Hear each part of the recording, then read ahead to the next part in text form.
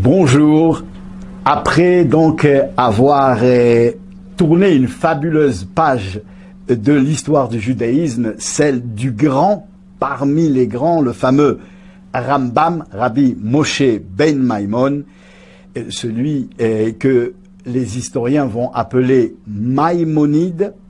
eh bien, nous allons aujourd'hui, comme nous l'avions promis dans le cours précédent, vivre avec un autre géant parmi les maîtres du judaïsme, un homme un juste d'une élévation exceptionnelle, Rabbi Moshe ben Nachman, celui que les historiens appelleront Nachmanide. Celui que nous, juifs, nous appelons le Ramban. Alors,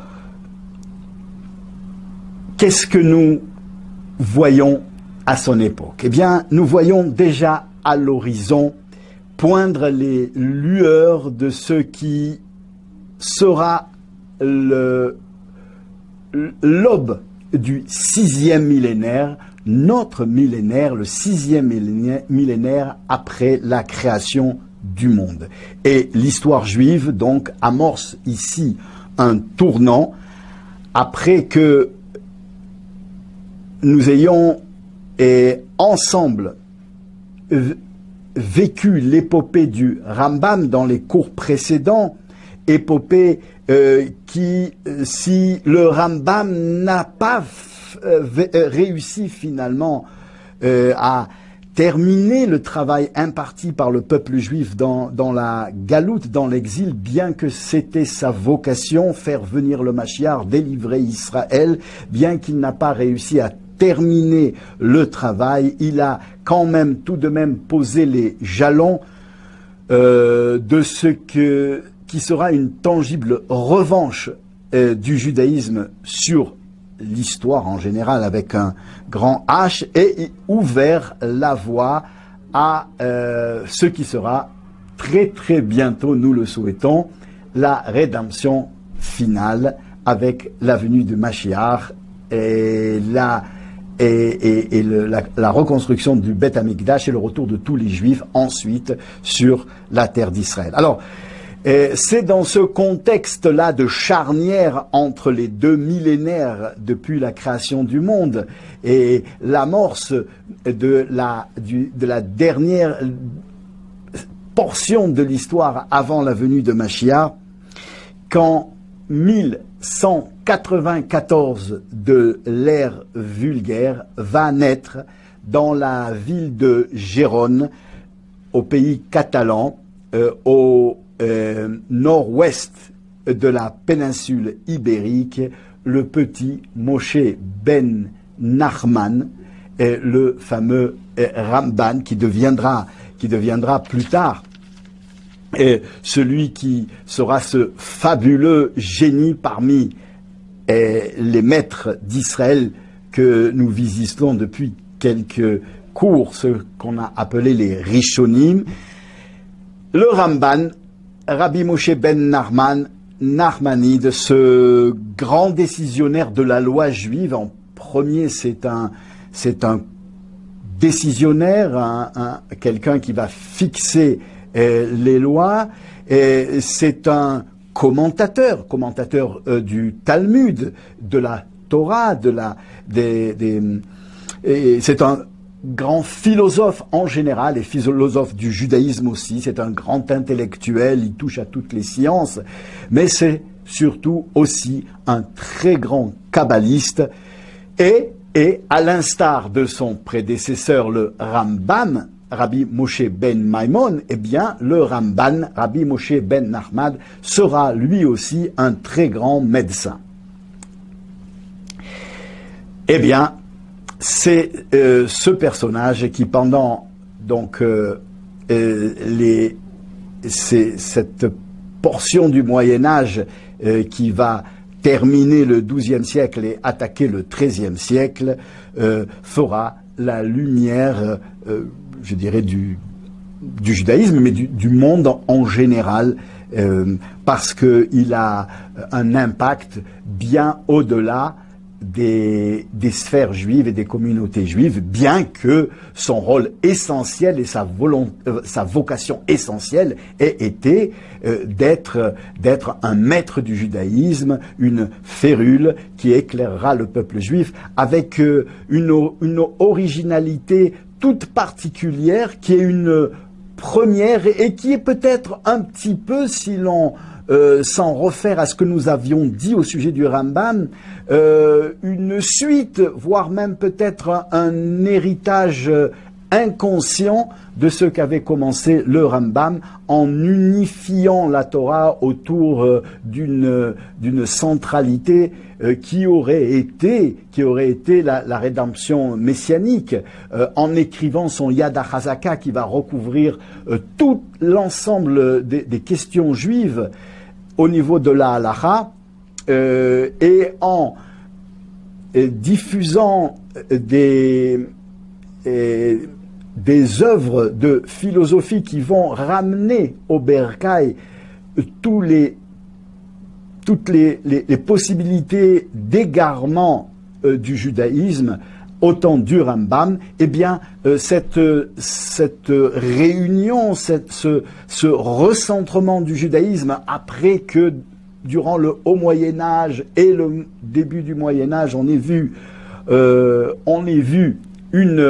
une explosion des communautés en différentes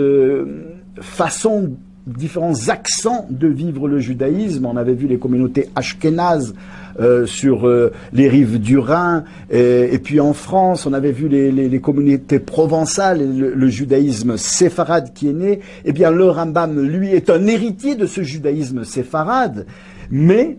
il a puisé largement son enseignement, on le verra, chez les maîtres ashkénazes, notamment les successeurs de ce fameux Rashi, donc les Baalei Tosfot, ceux qui viendront rajouter à l'explication de Rashi, la famille, et puis les élèves de Rashi qu'on appelle les Baalei Tosfot, et puis surtout les sages de Provence qui vont véritablement influencer la formation spirituelle, intellectuelle et la source de l'exégèse du Rambam, eh bien, du Ramban, de Rabbi Moshe ben Nachman, dont on parle ici dans ce cours. Il a été donc un original en ce sens que, alors que le judaïsme était fractionné, il va puiser à l'enseignement, à la source de toutes les grandes communautés, de tous les grands courants, des différents accents de la pratique juive, et il va dans son œuvre faire finalement l'unité. Il fera également eu égard à la puissance de sa lumière, il fera aussi une sorte d'unanimité dans le peuple juif. Alors, la vie du Ramban en toile de fond, c'est le XIIe et le XIIIe siècle qui va marquer les persécutions des chrétiens, la persécution que les chrétiens auront fait subir aux Juifs dans l'Europe. C'est la toile de fond qui résonnera finalement dans l'œuvre du Maître. Alors le XIIIe siècle, c'est le moment où l'Église catholique, et il faut dire que quand on parle d'Église catholique, c'est important pour comprendre qui est ce maître, le Ramban, Rabbi Moshe ben Nachmadin, parce que il est né donc à Gérone, il va évoluer, grandir dans ce qui s'appelle l'Aragon. L'Aragon est une partie de l'Espagne qui se situe plutôt vers le nord et va descendre jusque dans le sud, mais la grande partie de l'Aragon se situe dans cette région d'Espagne. Elle va couvrir aussi une petite partie du sud de la France, Montpellier, le Roussillon, etc. Ça fait partie du domaine de l'Aragon. Et cette Espagne qui a été musulmane pendant très très longtemps, depuis la conquête de l'islam de pratiquement une grande partie du monde, de l'Afrique du Nord, l'Orient, et puis l'Espagne, et puis ils sont montés jusqu'à Poitiers, où ils ont été arrêtés en 732 par Charles Martel. Mais pendant très très très longtemps, bien que petit à petit, les chrétiens vont repousser les musulmans de l'Europe et après les avoir fait repasser la frontière des Pyrénées, il va y avoir ce qu'on va appeler, on va en parler, la Reconquista, c'est-à-dire la reconquête de l'Espagne par les chrétiens. Petit à petit, les musulmans vont être repoussés vers le bas, surtout à partir du moment où les musulmans sont en proie entre eux à des guerres fratricides où la branche des Almohadim, les fanatiques fondamentalistes de l'islam, qui sont de cruels personnages qui vont piller, massacrer, torturer, et notamment surtout les juifs, eh bien l'islam qui est sous la botte de ces sauvages, va être petit à petit repoussé d'Espagne. C'est progressif, ça part donc de l'an 738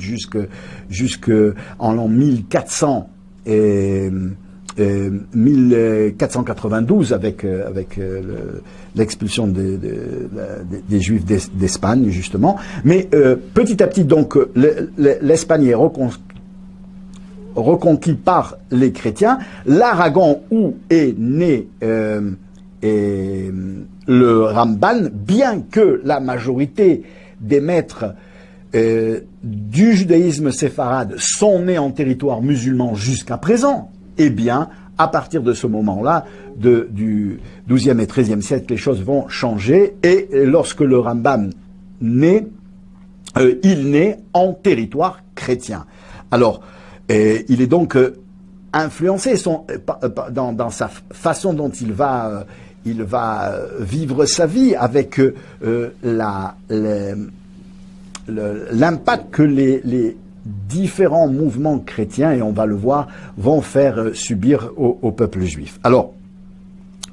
le XIIIe siècle, c'est le moment où l'Église catholique est à son apogée en Europe. Et elle a réussi à atteindre son influence dans pratiquement toute l'Europe civilisée. Elle a fait tomber des monarques, elle en a couronné d'autres, et elle a éradiqué la domination des petits seigneurs féodaux ou des seigneurs féodaux qui, malgré ce qu'on pourra en dire, était quand même beaucoup plus favorable à l'existence et au développement des communautés juives sur leur terre que sera l'Église. Et ce parce que ces petits seigneurs ou ces grands seigneurs ou ces petits seigneurs, peu importe féodaux, qui régnaient sur des territoires où les Juifs leur apportaient économiquement, technologiquement, bien des secours, eh bien,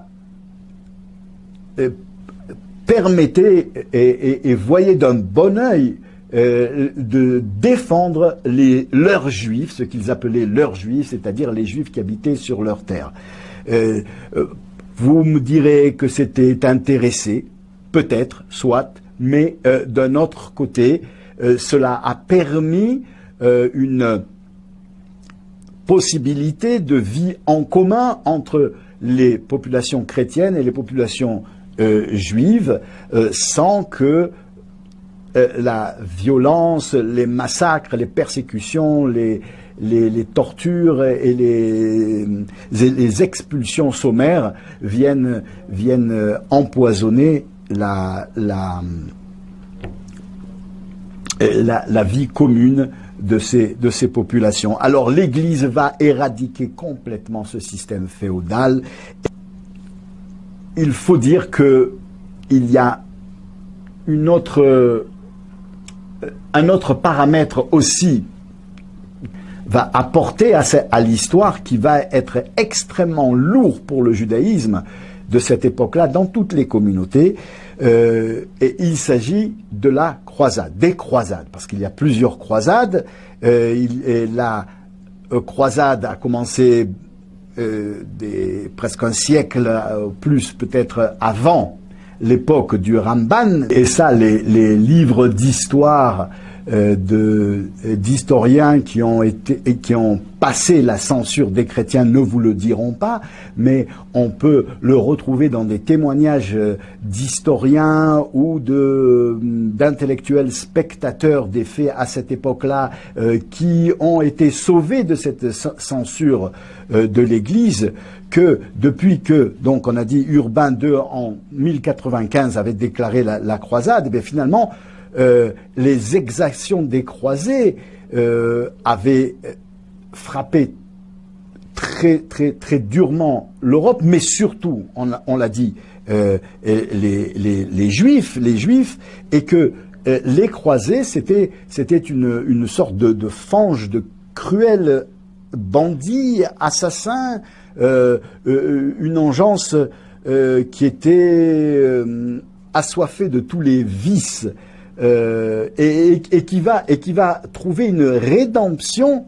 dans une rédemption idéologique, on peut dire, à leur cruauté, à la cruauté de leurs exactions dans ce que on appellera les croisades.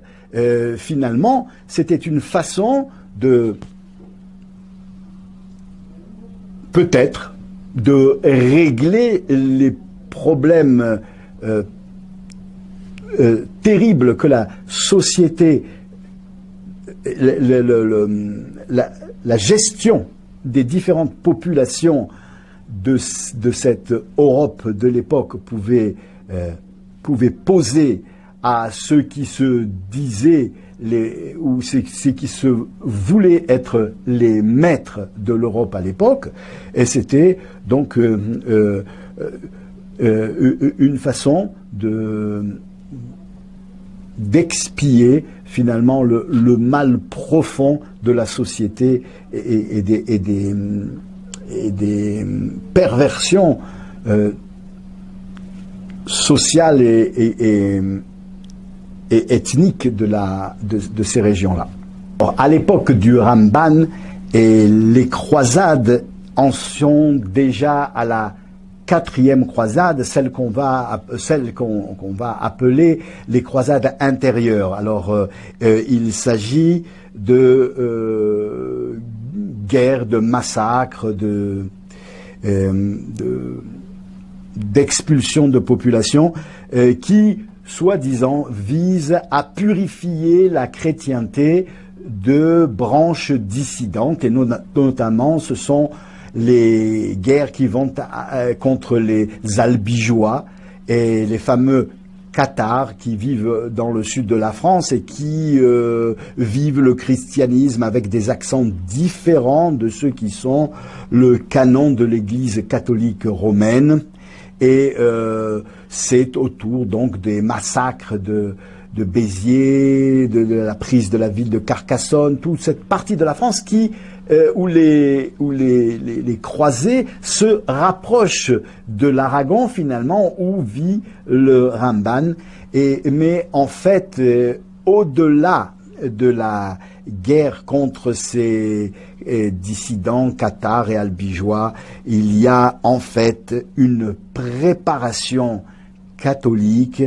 au terrain idéologique qui va être celui des futures terribles persécutions des communautés juives dans le monde. Alors c'est cette engeance qui va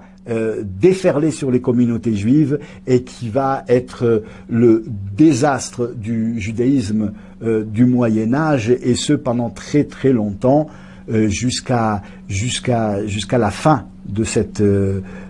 période des Rishonim, et même un peu après, avec les successeurs, les héritiers de cette férocité qui déferlera sur l'Europe avec des accents plus ou moins différents. Ce qui est remarquable, c'est qu'à l'inverse de la Shoah, où les armées alliées se battaient contre Hitler et où le nazisme était considéré comme une perversion politique et où les Juifs pouvaient avoir un espoir que finalement les Alliés allaient vaincre Hitler et que la Shoah allait s'arrêter. Au Moyen-Âge, il n'en est pas question. Le christianisme est considéré par l'ensemble des populations du monde européen comme la vérité, comme la justice, comme la plus grande vertu intellectuelle et spirituelle de l'humanité. Et il n'y a pas d'alliés, il n'y a pas de possibilité au peuple juif d'envisager que des armées se lient contre l'Europe et viennent écraser le catholicisme en Europe. Donc la situation des Juifs à cette époque-là est d'un certain point de vue, de ce point de vue-là, c'est ce que fait finalement ce qu'écrit clairement le rabbi de Lubavitch dans une lettre qu'il adresse, une très très belle lettre que je vous conseille de lire, qu'il adresse à Elie Wiesel au sujet d'un article qu'il a publié qui s'appelait « Et le monde n'a rien dit ». À cette époque-là du Moyen-Âge, les Juifs vivaient dans des conditions bien plus précaires et bien plus difficiles à gérer, à supporter. Et souvenez-vous de ce cruel roi extrêmement antisémite, Louis IX, avec les exactions et les affres qu'il a fait subir aux différentes communautés juives qui lui étaient qui était sous son administration, et que il n'y a encore pas longtemps, et peut-être même encore maintenant, dans les livres d'histoire de l'éducation nationale française, on enseignait aux enfants de la République française l'histoire du bon roi Saint Louis, Louis le Saint, celui qui était un des plus cruels rois et des plus monstrueux rois de l'histoire. Et nous avons donc ici un peu du tableau, de toile de fond de ce que sera ce XIIIe siècle, le siècle du Ramban, Rabbi Moshe ben Nachman. Comment le maître se mesurera-t-il à ce siècle? Eh bien, c'est ce que nous verrons, si Dieu veut, la prochaine fois. Et donc, à bientôt.